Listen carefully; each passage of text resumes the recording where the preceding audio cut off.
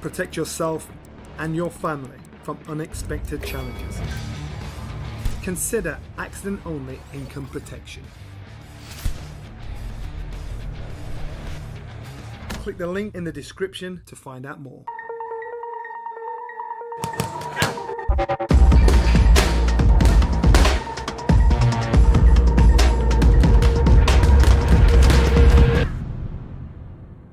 Boxing King Media in association with SaveMoreMoney.com. Frank Smith, why are you smiling? What was that in association with? SaveMoreMoney.com. Yeah, you've heard of Compare the Market.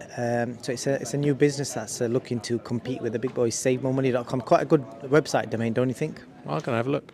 See if I can SaveMoreMoney.com. You definitely will, mate. Insurance, any type of insurance, hit them up. How was Monaco? You've been away in Monaco, now you're back here. You look a bit tired. No, I'm all right. We've got a busy run. We've got a lot of shows. Been all over the place. Monaco was great. It was a top to bottom, unbelievable card, and it really did deliver. And good to be here in Newcastle. It's not raining, and it's actually sunny, and not cold. Have you been out there? It's raining. It's not. I've just come through. It was lovely weather. It's probably about 10 degrees. Beautiful. It's mad, and it's sad times when you have to say 10 degrees is a good day. It's beautiful in England, 10 degrees. It definitely is. You're leading the presser today. You're the main man here, because I got a message from Dan Barnard earlier on saying, "No, Eddie Hearn's not coming to the presser today. Do you still want to come?" I'm like, "Of course I'm going to come. I'm going to come and speak to Frank Smith." So when did you get told that you was running the show today, and any nerves for all that? No. Last week I think it was.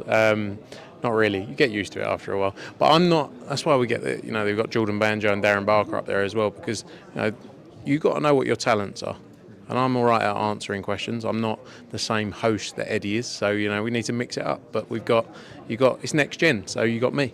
Although I feel like I'm not next gen anymore. I'm 31. I'm getting old. I feel like I'm like current gen. But yeah, no, all good, mate. Not nervous unless I start shaking up there. I'm assuming there'll be some sort of pressure, because I'm guessing Eddie Hearn will be tuning in and watching, and the moment you slip up or do anything that you're not supposed to do, he'll be like straight in with the DMs on WhatsApp. Yeah, to be honest, he does go, "What on earth was that?" after every press conference, no matter whether it was good, bad or indifferent. So I'm ready for that. I'm used to it, mate. Start on with the main event. Shabazz Masood, a huge pressure on him. He's obviously joined you guys, and I believe it's his first fight. The last one obviously fell short at the last minute. He's gone from being somewhere down the card to headlining away from home, and a tough fight. Yeah, look, it is a tough fight. It's a very tough fight, but it's the kind of thing he needs, because he's not far off from challenging for a world title. He's probably a bit more advanced than a lot of the other next gen cards we may be done in the past. Like I say, next year he'll be challenging for a world title, and it's good that he's got this. Good that he's got this opportunity on such short time frame. Obviously what happened in Liverpool wasn't ideal. It's just 3 weeks later, and it's good that we can get him back out as quickly as this, and the same for Sam Martin as well. And it's a tough fight, but it's the kind of fight he needs. What kind of route have you got for this guy? Because I don't know if it was yourself or Eddie said yesterday he's a future world champion in next year, so that you're not leaving yourself a lot of time. No, look, he's very highly ranked across the sanctioning bodies, and that's the focus for us, and we think towards the end of next year he's going to get that world title shot. Cameron Wong made an impressive debut. Sam Jones has been raving about him for months, and he looked incredible on debut. So I'm guessing another kid that you're going to fly through with. Yeah, look, he's a. To be fair, Sam Jones said to us for weeks and weeks and months, this kid is one of the most talented fighters I've ever seen in my life, and he's going to win a world title in no time. And Sam Jones does say a lot, so it was kind of like, do we believe this one? But he showed in his debut the talent he's got. His chief support here, he's done over 500 tickets. There's going to be some atmosphere in there for him, and we believe he's going to move very quickly. It won't be long before he's headlining these next gen cards. And then with regards to the rest of the card, you got some local talent on as well, Callum French as well. Anyone else that you can get the fans to keep a keen eye out for? Yeah, look, obviously Callum French coming back after a period of injury, so it's good to have him back in there. He's very popular around this way, which is always good. You got Mark Dickinson as well, challenging Grant Dennis. It's a fight that should have taken place a while back. He had an injury, so good to get that one up and running. You've got Jimmy Sains, who's a very talented young fighter coming through. He had his debut on our Wembley card a month or two back now. Key is activity with him, and we believe he's got a huge support as well, and a huge travelling support coming up here. You've got the Rees brothers as well, so it's a stacked card top to bottom, and excited for it. It's what these next gen cards are all about. think the fight that sticks out is Ewan McKenzie and Ismail Davis. I know Davis, is working with Sonny Edwards. That should be a proper full-on like trade fight, they call them, don't they? It's the kind of fight we want. When we were making this card, obviously there was a bit of delay making this card because of the Cyrus Patterson result. He was obviously supposed to fight Lewis Ritson, so there was a bit of a delay making this show. But when we got it up and running, that's the kind of fight we needed to make. And Sonny Edwards believes in his man. I think we're in for a great fight there and a real entertaining. Look, they're not massive names, but I think they can build a big name for themselves off the back of this. Good stuff. We'll move on to some other stuff. Obviously, Joe Cordina won at the weekend. What's the plan next for him? Is there a name that he wants next? Because I know he talks about money. He wants to make the most amount of money. Yeah, look, he wants big fights. He wants big fights, and they're the fights we need to deliver now. There's a lot of names in the mix. There's obviously Lee Wood, there's Navarrete, there's a Shaki Foster, amongst others. And, we've got to make those big fights now, and that's the target, to get one of those over the line. A unification fight would be great for him. Obviously, Lee Wood's got a huge fan base, and looking at the City Ground next in Nottingham. So that's the work that needs to be done. I think over the next month or so, that will all play out. But, we believe Joe's a tremendous talent. It was a harder fight than he expected, and that most people expected. But the key is to deliver him that big fight. And then also this whole situation with the Eubank Jr. Conor Benn fight. Obviously, we've seen in the last week or so a huge press, I don't know how to word it now, like a big push from Wasserman Promotions with regards to trying to push Harlem Eubank into that frame. But we've not seen Calla or anybody else talk about Chris. Why is that? Because it seems a bit odd from their point of view, where they kind of seem to be like changing direction. No, look, I think it's very much led by Chris Eubank Senior. Obviously, he's involved now with Harlem's career. It's a discussion point that they've been pushing, a narrative that they've been pushing. I still think the Eubank Jr. and Conor Benn fight is the biggest fight to be made, and I believe it will happen. There's a lot of work going on in the background, and hope to have some news soon on that one. But I've been speaking to Calla daily, and we see where we fall. Because like the last few times I think we've seen Chris at shows and Calla, they've always kind of been reluctant to say anything about it at all, and all obviously the talk about the fights come from you guys. Could they have another option? Because I'm just thinking outside the box here. I think the reality is, of course, everyone's got different options. I think that the reality of the situation now is what's the biggest fight out there, and this is the biggest fight out there by a million miles.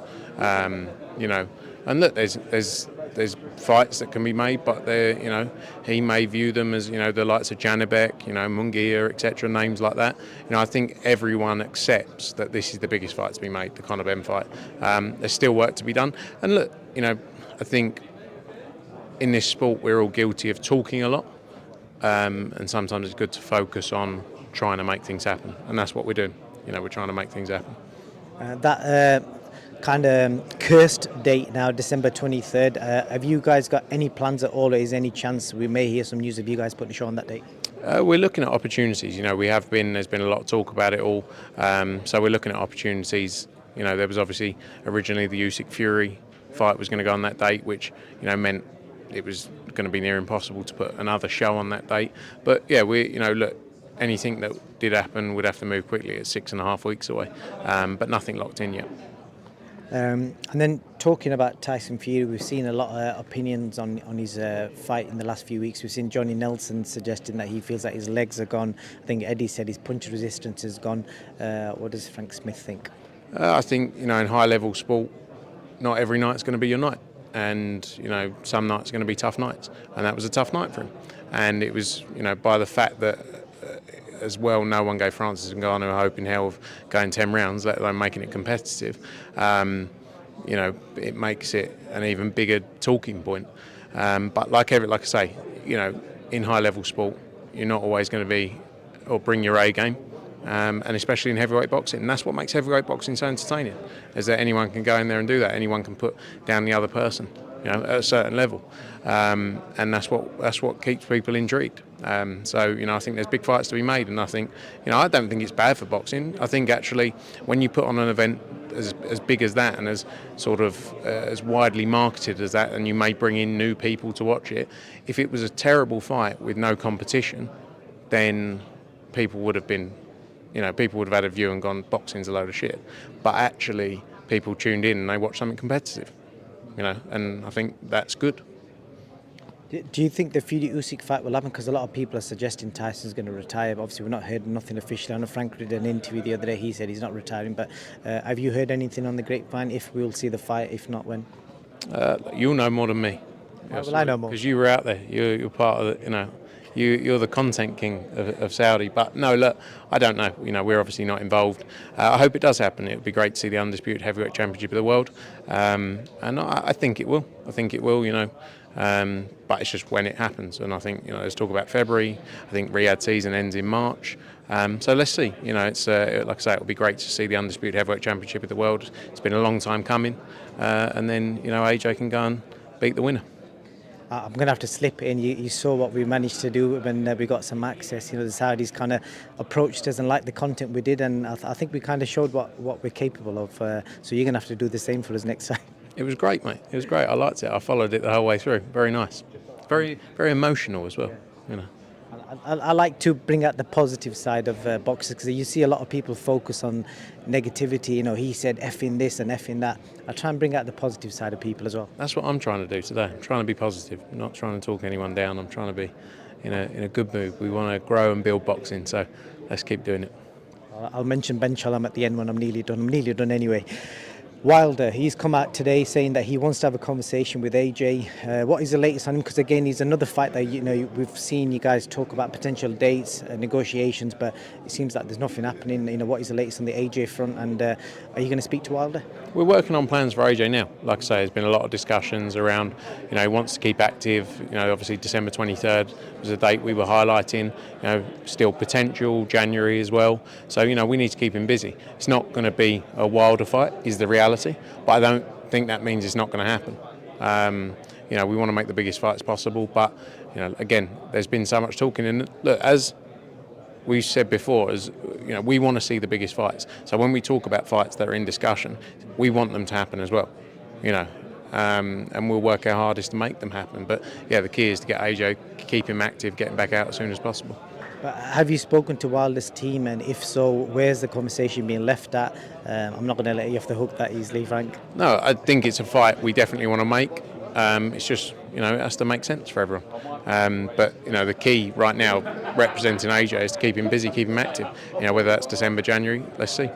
Any stumbling blocks with the AJ Wilder situation? Is there something that's stopping it, like whether it's TV deals or maybe waiting for the Saudis to back it? Would you guys not just go with it?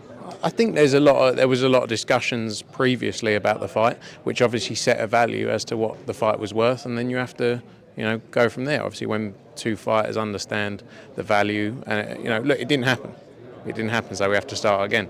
But let's see. We want to make the biggest fights possible. Any improvements on your relationship with Ben Shalom? Can we see you guys get together and make some fights? I haven't spoken to him. He messaged me. I said we'll meet for a coffee, and then he cancelled. So, but again, it's not bad relationships with anyone. We'll do anything that makes sense for our fighters. But it is what it is. Right. Last thing, I'll end on a positive, because I do like positivity. The last time I interviewed you in Newcastle, funnily enough, was 7 months ago. Everyone talks about Eddie's weight loss journey, but have a look at that picture there. You've lost a lot of weight as well. Big old boy there, wasn't he? Yeah. On Conor Ben, Manny Pacquiao, Fury Usyk. Still talking about the same, 7 months ago we were talking about Fury Usyk, and we're still talking about it. I thought, let's have a look. It was a big old boy though, wasn't he? Yeah. Well, I'm still not, I still not size 6, with a six-pack, mate, but I'm getting there. Well, everyone talks about Eddie's weight loss journey. I thought we'll highlight yours as well, because you've obviously lost. How much have you lost, by the way? About 2 stone. But it's about just keeping it off, being sensible. I like food. I love food, to be honest. So that's my biggest downfall. But keeping fit, training hard. As long as it's food and not alcohol, mate, that's all good. Frank, appreciate your time, and we'll catch you soon. Have you ever been stranded on the side of a motorway with a broken down car? Like me, is that something that worries you?